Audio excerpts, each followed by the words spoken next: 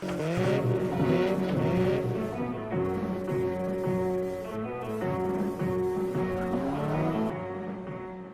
I'm currently sitting on the bonnet of the Subaru, but not because it is broken today.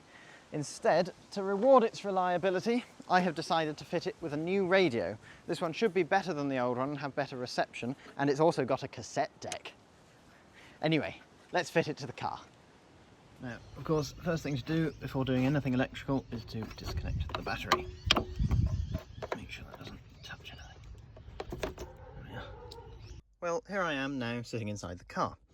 I'm going to start by explaining the reasons why I am replacing this one, which looks fine and works just about fine. So down here I have the new one. It's an original Subaru unit which would have been fitted to slightly higher up the range models than this car was, so sort of Outback or top of the range Liberties.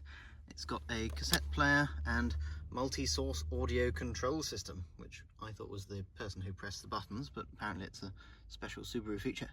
Anyway, this one here is actually the original radio that came out of the car. It's just currently wearing the fascia plate out of a Subaru Impreza from 2008. I bought this radio partly because it was cheap and partly because I hoped that it would work in this car. But unfortunately, the difference is in the antenna connectors.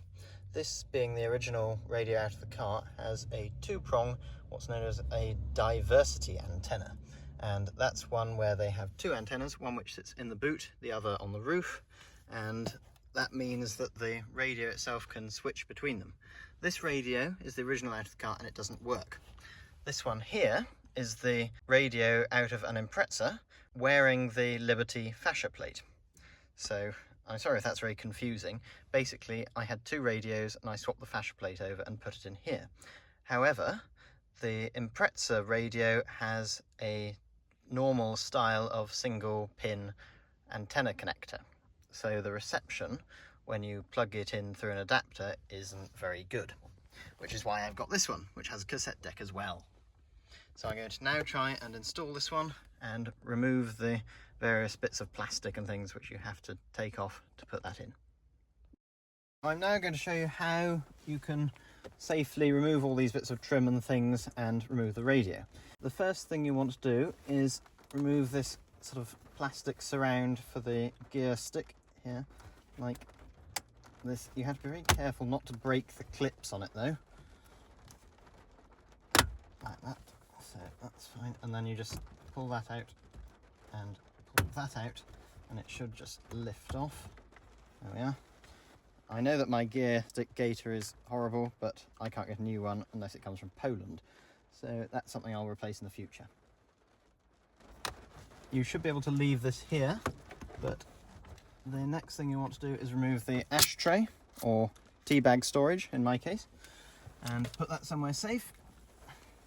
At the same time, you can also now take out the two Phillips head screws which are lurking and holding in this little tray here.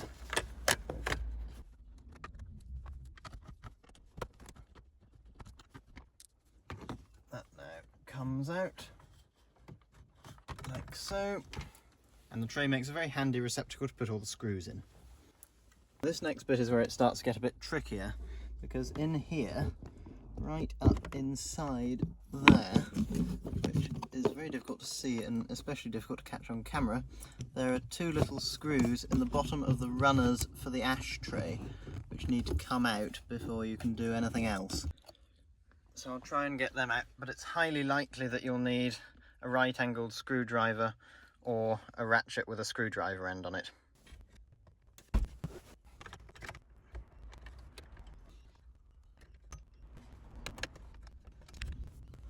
Well, that was far from easy, but I did eventually manage to get them both out. This is the little running slot system for the ashtray, and you can see the screw holes in there, and they are slightly angled so you can get at them a bit more easily, but it's still very difficult. Now the sort of fake wood trim is loose, and you should be able to very gently pull it off. There's a clip up here which is by far the most difficult, and in some cases you may want to put a plastic knife or some very thin bit of plastic in down there to just disengage the clip from its little socket. So I'm going to try and remove that now, and hopefully I will have some success.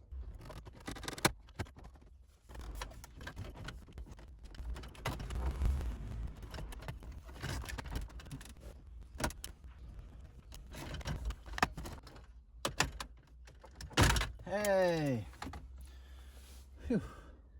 This here is the really evil plastic clip. It's very thick, as you can see, and you just need a sort of soft knife, like a plastic one or some other spatula, to try and press it in and get the main bit of trim out.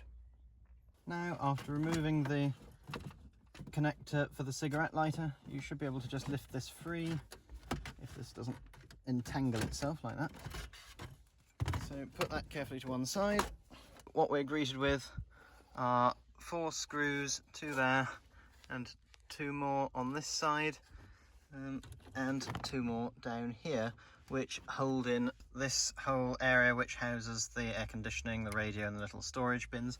That'll be slightly loose, but it'll still be held in by the cables connecting everything at the back. So you can just pull it forwards and gently wiggle it until you can remove these little screws which hold in the radio, and probably the ones for the little bin as well.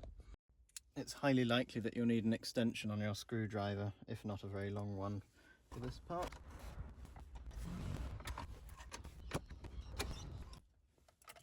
So that's all of the screws out now, and this should just shuffle forwards like that. And that will provide you with just enough access to get at the radio screws on either side.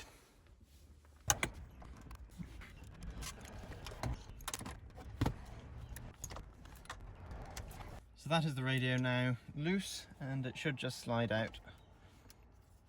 Well, you might have to lift the back, but it should slide out at the front, like so.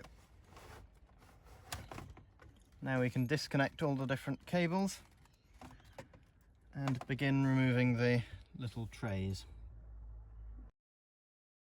Now, while I've got the 2 radios out and side by side here, I'd like to clarify what I meant about the different problems with this one. This is the one which I've currently got in the car. This one makes a clicking noise when you put a CD in and doesn't play the CD until you eject it. It's also got rather poor reception because at the back it's got the later normal style antenna. This one here, although it has a more modern fascia plate on it, is the original radio to the car. The CD player in this one doesn't work at all. This one has the Subaru Diversity antenna with 2 little sockets in there, one for each antenna. So if you're buying a radio for a Subaru, that's something to be aware of. And if you fit an adapter, like I did, to the Diversity plug to make it fit the newer style or an aftermarket one, you'll have to be very careful either which way you put it around, because you can have it so it adapts either antenna but not both. So you want to be careful if you buy one of these. Now I'm just going to remove the little cubby holes or trays or whatever you want to call them, so I can fit the new double DIN radio in.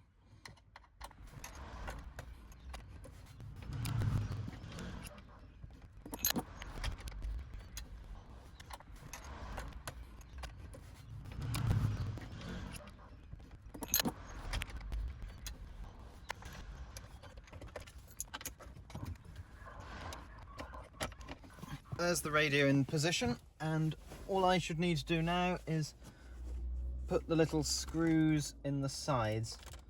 Gosh, I hope it lines up all right. Yes, I can see the screw holes.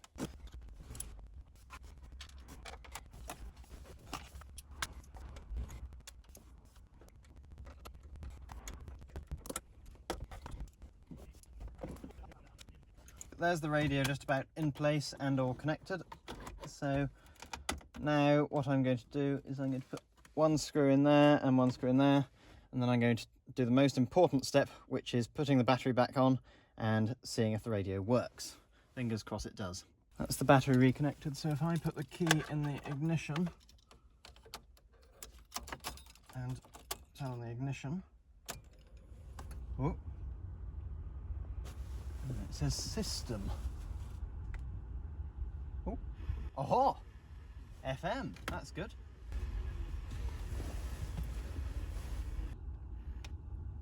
I tune it to a station I know.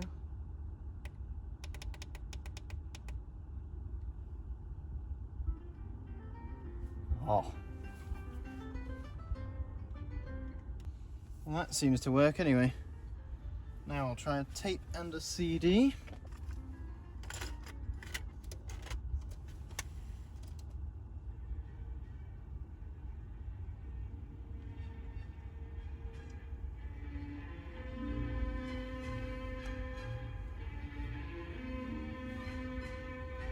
That seems to work very nicely.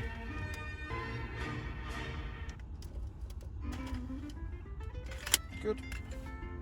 And finally CD.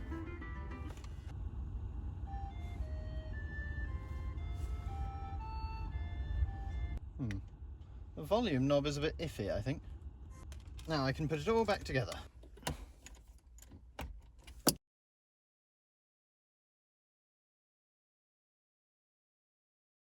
So that's the radio in its final position. It does look very nice in my opinion. I'm pleased with it, so hopefully it'll continue to work for a good deal longer. Reassembly was pretty much the same as disassembly. One thing I'd remind you to remember is to reconnect the little connector and also the lamp for the cigarette lighter, because otherwise you won't get any power to it. Well, I apologise if this video was slightly more boring than my usual ones, but I think the radio looks splendid, and this is exactly the sort of video that I would have liked to have had when I'd first disassembled this part of the car, and I didn't have one and it took me ages, so I hope this video has helped someone somewhere. Anyway, that's about it from me, and I will say thank you very much for watching, and ta-ta for now.